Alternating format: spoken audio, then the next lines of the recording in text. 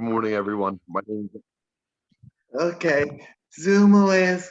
It's just an okay to record. All yeah. right, good morning, everybody. Welcome back to the Faces for Autism streaming with Rob Telethon. I'm Jacob Hackett. It's been an honor to put this together for you this evening. You've heard stories from administrators in schools and the challenges through COVID. You've heard stories from some of our beauty pageant winners this year. You've heard stories from former Miss Americas.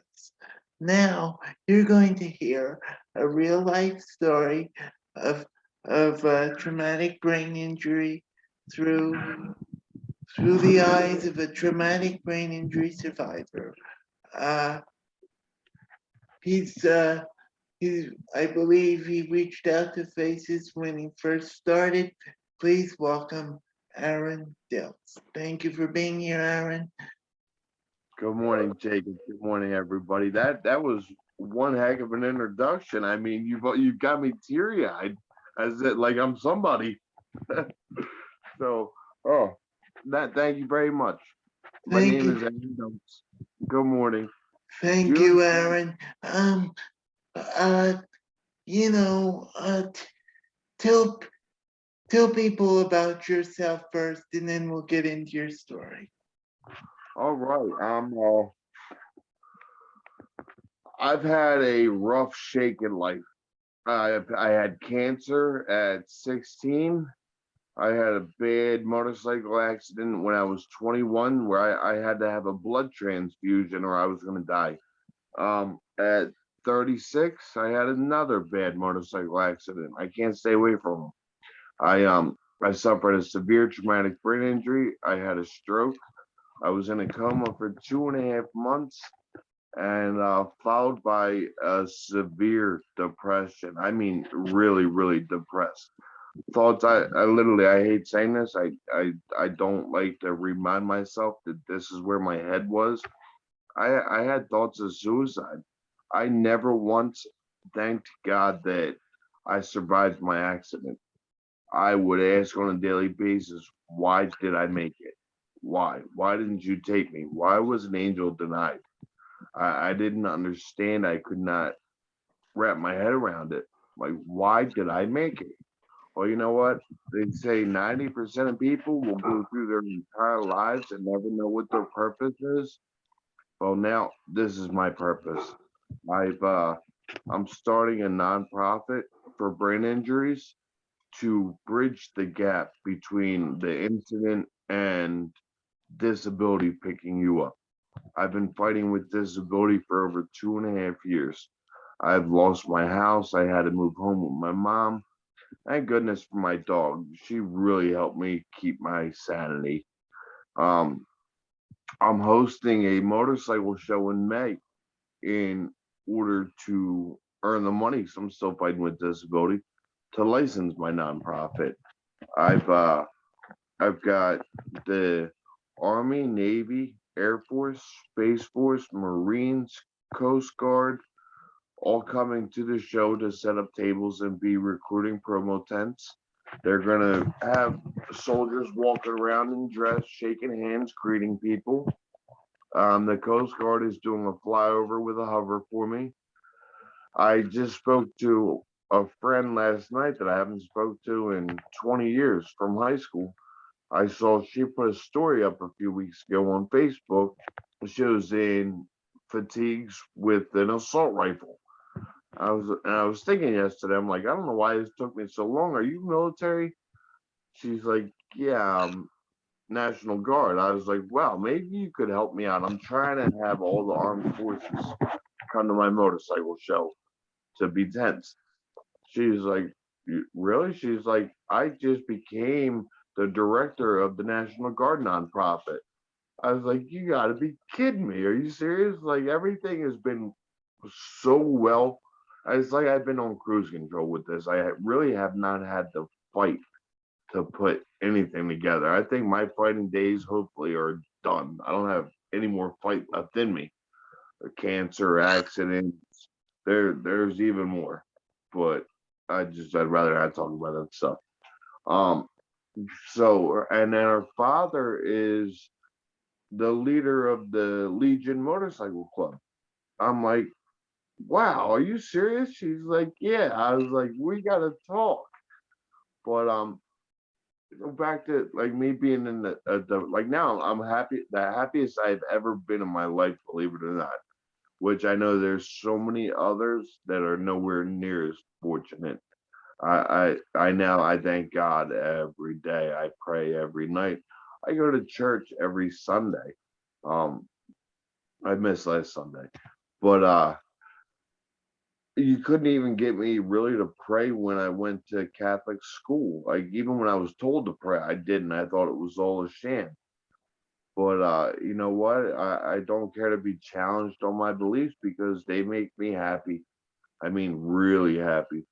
I would before I wouldn't wake up until probably about 11:30 in the morning every day, and I would wake up. I would feed my dog. I would walk her, and then I would hold her hostage, and get back into bed and bring her with me, and I would lay there and soak all day and hope that I went back to sleep so that I didn't have to deal with the pain and the emotions that I was going through.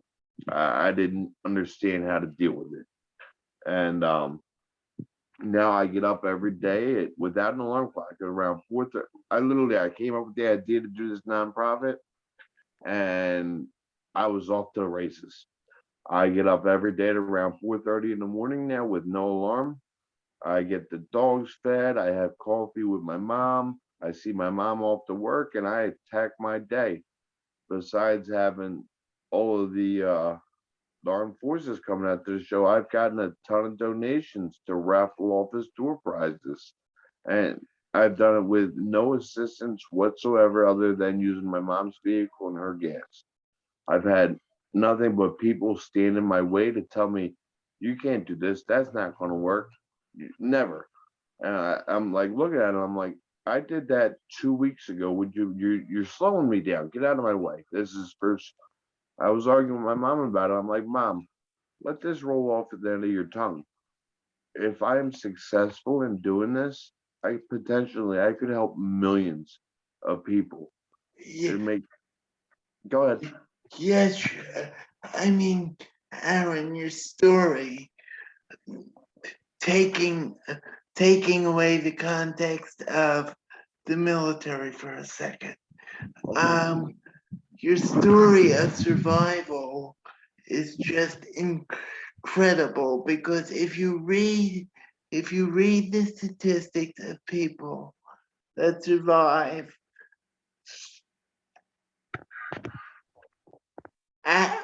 strokes, more or less motorcycle accidents, who knows what this some I mean the statistics change all the time, but it's just I mean your story of survival and what you want to do to help others. That see friends, that's why I'm here. That's why you've heard stories from Miss America, Miss New Jersey, Miss New Jersey's outstanding teen. This is why people, this is what people thrive to do, and this is what they're called to do with life because they want to help others and advocate for each other. And I will say this, and I have said this several times tonight if we don't start advocating for each other, will things get done? Yeah, but maybe not at the speed we want. So I can't. I don't know the statistics, but I can tell you percentages that were put on my head. The doctors told my mother that after 2 months of no response in a coma, they told my mom it was time to take me off assisted breathing. They said your son has less than 10% chance to live. If he does survive, he will not be able to tie his shoes. He'll be able to brush his hair at best. And I'll tell you what, I definitely showed them wrong. I've got no hair, and I can tie my shoes. Um, I can drive again, which I know a lot of people will never get to that milestone. I can ride motorcycles again, which that was my biggest fear, was whether I would be able to ever get back on a bike again. Like when I tell you they were a passion of mine, I'm very passionate about them. So it was my dogs, but my mom threw a last ditch Hail Mary after they told her that. She brought my dog's ball in to the hospital, picked up my hand, set it in my hand, and said, "Aaron, Sasha wants you to throw a ball." And I she said I started dumping my hand over as if I was throwing it, because I mean my dog and I share such a bond. It's amazing. I take her everywhere. I mean, that was such a good day. The first time I was able to drive to the corner store by myself and have my pooch sitting in the seat next to me. I mean, that was a big deal for me. It made me so happy. I've since I've had her, I literally, unless I'm on my motorcycle, I take my dog everywhere with me. Aaron, it's the little things in life that make the biggest differences. I know. It's the little things in life that makes the biggest differences for She all of would us. she would chase me through Atlantic City. Did you catch what I said? Oh Lord, internet is unstable. Just what I was. You didn't catch what I said. It's the I'm little. losing. It's it's the little things in life that people need to learn to take for granted because Yes, that people that people are so people are so worried about the what ifs of today, and people need to learn how to take the little things for granted. Oh,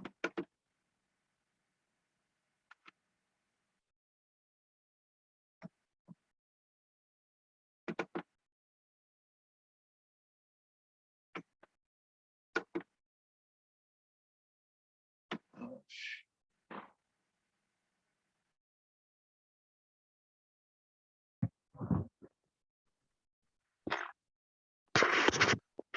We are back. Aaron, my internet. hang What on, I'm trying to get back now. it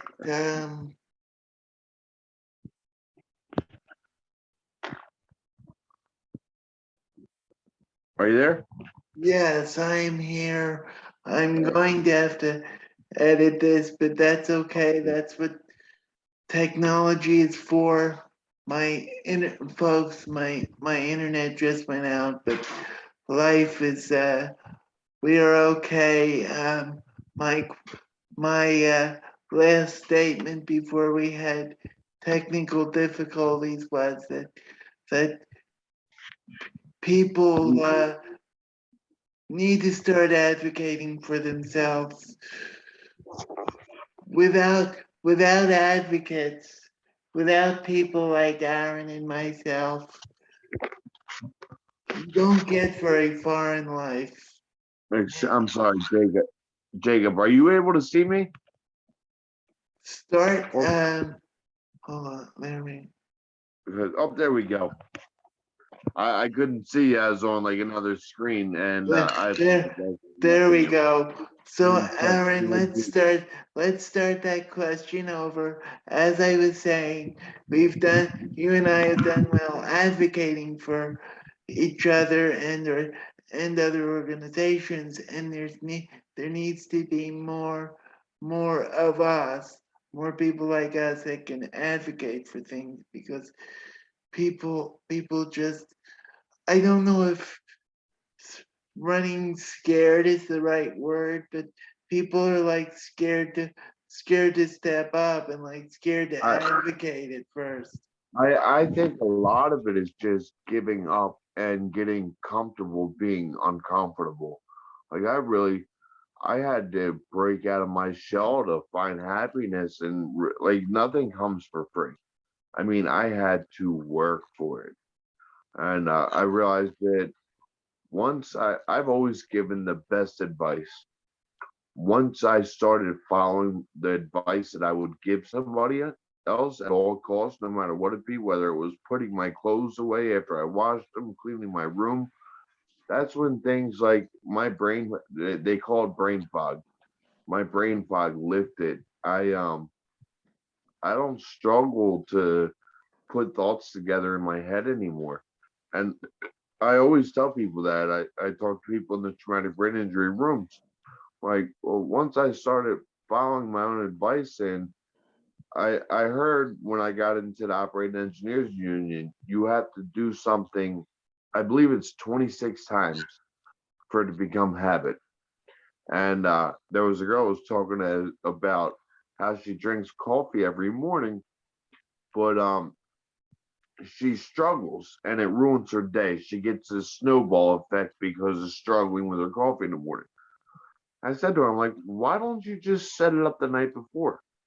And I would literally call her every day and tell her, I'm like, set your coffee up, set your coffee up.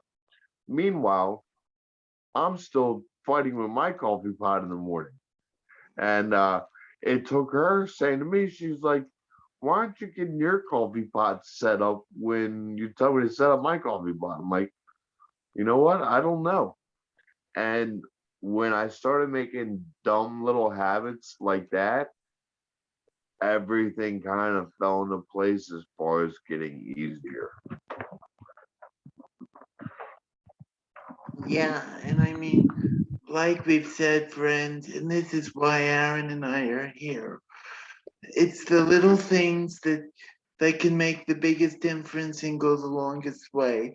Uh, please, if you can, please donate. Faces need your support. If without the donations of this evening's telethon, these organizations have gone through heck and back these last 2 years because of the pandemic. We need you. These newfound organizations, such as the motorcycle companies, these organizations need your support. Without your donations, we don't have nonprofits. And just as Miss New Jersey told you in the last hour with me, she would have never even thought to start advocating. She would have never even thought to get involved with special needs if it wasn't for her friend Caitlin. So without you, we need the supports now more than ever. Aaron, my last question before we wrap this up is if you could give anyone any sound advice on starting a nonprofit, what would it be and why? And it's, I wish I could tell you I'm still trying to figure it out myself. I'm not yet a nonprofit because I don't have the money to license it. But I can tell you, it's funny. Somebody asked for a good quote on traumatic brain injury room today, and I have a vision board in my bedroom, and I was looking at it, and I have a picture of me riding a wheelie on a motorcycle, hanging up, and underneath of it, it has the caption. It says, "Here, let me go look at it so I don't mess this up." But it was just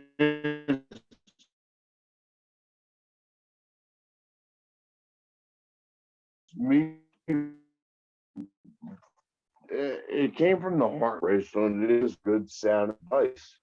So it says, "Live life with passion." Yes, friends, and that is why we're here. We want to live life. Zone, and yeah, because The life that just shows up at your doorstep, there's a chance that it's not going to be the life that you want to live. So it's up to you to make the life you want to live. Um, Follow your own advice and be passionate and, in a sense, challenge yourself. Step outside that comfort zone and go and get it. Yes, yes, step outside that comfort zone, be passionate. Uh, as Michael Jackson said in the song Man in the Mirror, make that change. Nobody can do it for you. You have to make that change. Yeah, I got very comfortable just laying in bed and feeling sad for myself. And it wasn't until I came up with the idea of trying to do a nonprofit, and it was literally my aha moment. I've always had a heart of gold. I've always put other people before myself, and I'm still, in a sense, now I'm trying to get back to me at the same time and help others that are struggling. And you know what? It makes me so happy attempting to do this. I would I no longer look at it like everybody's like your accident, your accident, your accident. And it's funny, like I now look at it as if it was a gift.